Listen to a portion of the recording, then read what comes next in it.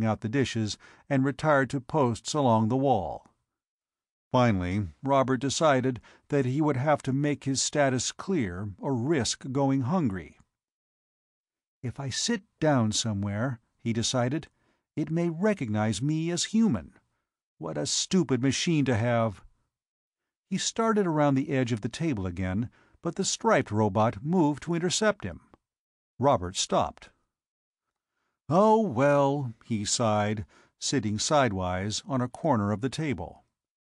The robot hesitated, made one or two false starts at different directions, then halted.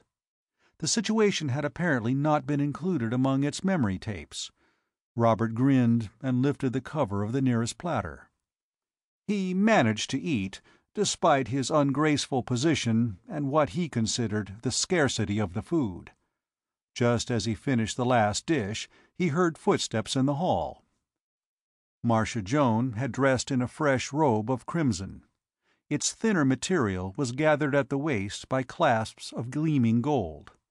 The arrangement emphasized bodily contours Robert had previously seen only in historical films. He became aware that she was regarding him with much the same suggestion of helpless dismay as the major domo. "Why, you've eaten it all!" she exclaimed. "All?" snorted Robert. "There was hardly any food." Marcia Joan walked slowly around the table, staring at the empty dishes. "A few bits of raw vegetables, and the tiniest portion of protein concentrate I ever saw," Robert continued. "Do you call that a dinner to serve a guest?"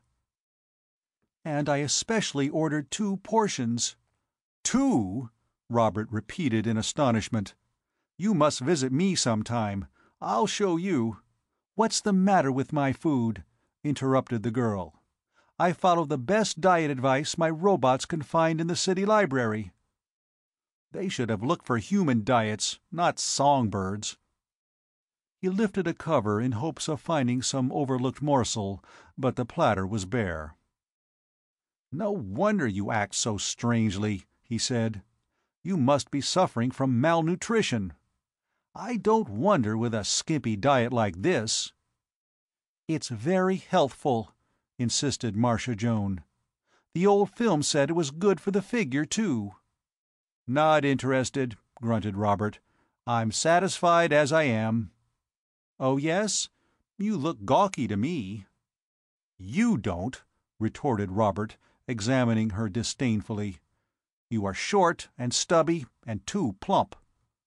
"Plump?" "Worse, you're actually fat in lots of places I'm not." "At least not between the ears." Robert blinked. What?" "And besides," she stormed on, "those robots you brought are painted the most repulsive colors." Robert closed his mouth and silently sought the connection. Robots, he thought.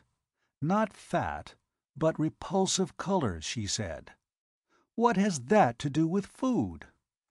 The woman seems incapable of logic. "And furthermore," Marcia Joan was saying, "I'm not sure I care for the looks of you. Lulu, put him out." "Who's Lulu?" demanded Robert. Then, as the major domo moved forward, he understood. "What a silly name for a robot!" he exclaimed.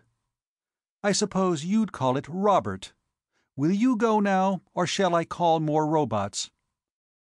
"I am not a fool," said Robert haughtily. "I shall go. Thank you for the disgusting dinner." "Do not use the front door," said the robot. "Only Marcia Joan uses that. All robots use other doors." Robert growled, but walked down the hall to the back door.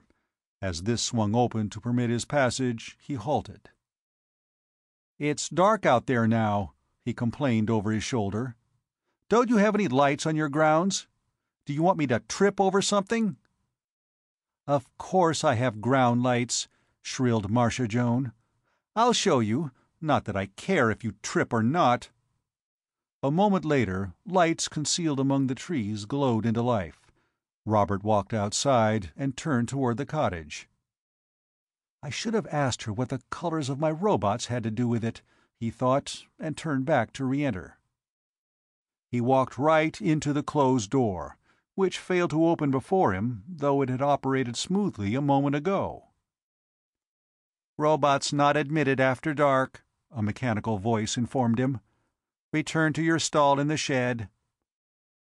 "Whom do you think you're talking to?" demanded Robert. "I'm not one of your robots." There was a pause. "Is it Marcia Joan?" asked the voice box, after considerable buzzing and whirring. "No, I'm Robert." There was another pause, while the mechanism laboriously shifted back to its other speech tape. Then, "Robots not admitted after dark. Return to your stall in the shed." Robert slowly raised both hands to his temples. Lingeringly, he dragged them down over his cheeks and under his chin, until at last the fingers interlaced over his tight lips. After a moment, he let out his breath between his fingers and dropped his hands to his sides. He raised one foot to kick, but decided that the door looked too hard. He walked away between the beds of flowers, grumbling. Reaching the vicinity of the cottage, he parted the tall shrubs bordering its grounds and looked through carefully before proceeding. Pleased at the gleam of water, he called Blue too. "Good enough. Put the other robots away for the night. They can trim the edges tomorrow." He started into the cottage, but his major domo warned, "Someone comes." Robert looked around. Through thin portions of the shrubbery, he caught a glimpse of Marcia Jones' crimson robe, nearly black in the diffused glow of the lights illuminating the grounds. "Robert!" called the girl angrily. "What are your robots doing? I saw them from my upstairs window." "Wait there!" exclaimed Robert, as she reached the shrubs. "What? Are you trying to tell me where I can go or not go? Yai!" The shriek was followed by a tremendous splash. Robert stepped forward in time to be splattered by part of the flying spray. It was cold. Naturally, being drawn from the brook, he reflected, "Oh well, the sun will warm it tomorrow." There was a frenzy of thrashing and splashing in the dimly lighted water at his feet, accompanied by coughs and sputtering demands that he do something. Robert reached down with one hand, caught his hostess by the wrist, and heaved her up to solid ground. "My robots are digging you a little swimming hole," he told her. "They brought the water from the brook by a trench. You can finish it with concrete or plastics later. It's only 15 by 30 feet." He expected some sort of acknowledgment of his efforts, and peered at her through the gloom when none was forthcoming. He thus caught a glimpse of the full swinging slap aimed at his face. He tried to duck. There was another splash, followed by more floundering about. "Reach up," said Robert patiently, "and I'll pull you out again. I didn't expect you to like it this much." Marcia Jones scrambled up the bank, tugged viciously at her sodden robe, and headed for the nearest pathway without replying. Robert followed along. As they passed under one of the lights, he noticed that the red reflections of the wet material, where it clung snugly to the girl's body, were almost the color of some of his robots. The tennis robot, he thought, and the moving targets for archery. In fact, all the sporting equipment. "You talk about food for the figure," he remarked lightly.